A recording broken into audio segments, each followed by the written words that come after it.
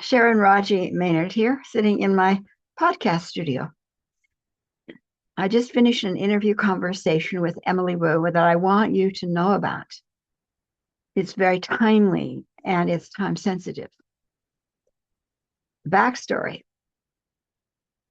As many of you know, I was raised in the LDS community in the Church, Mormons, of which I'm no longer an active member because I felt like I outgrew what they had to offer.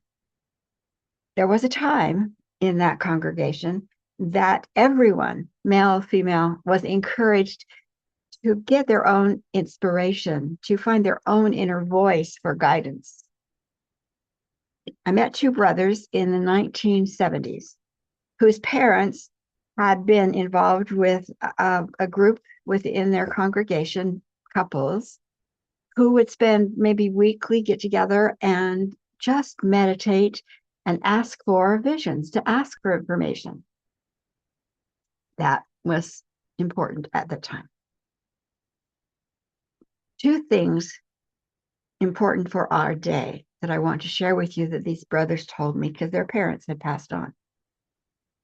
This group was shown a time here in the United States where there would be mobs roaming the cities, unheeded, not stopped by government, just mobs roaming.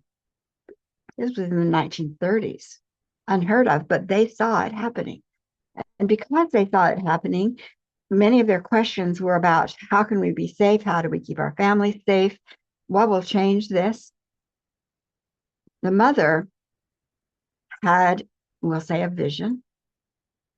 And in that vision, she was shown that there would be a time when there would be a march started at the West Coast of the United States, a march to take back the government.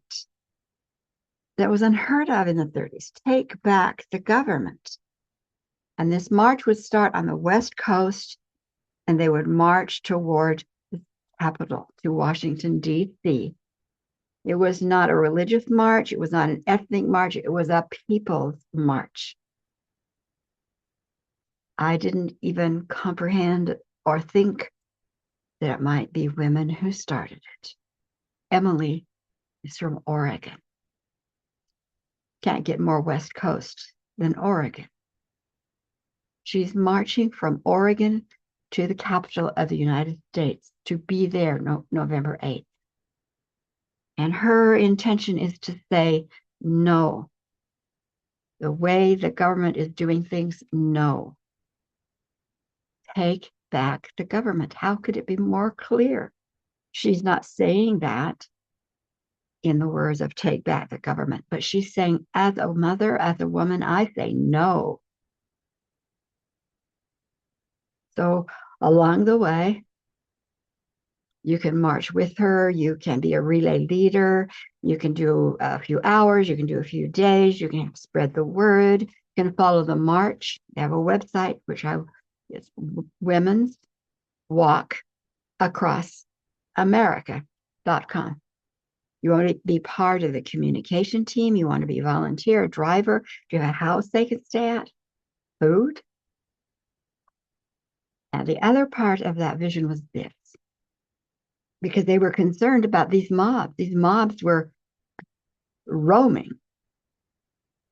But she heard very clearly the voices from the mobs saying, we're not going up against them because God, in other words, something higher is with them, something of light, something of protection. So you can be a protective holder too. That podcast just dropped. I usually hold on to them, but not this one. This one we've got to know about. Check it out. See how you are called. There are many wonderful things happening. I'm going to be sharing more. But this one is for now. Blessings.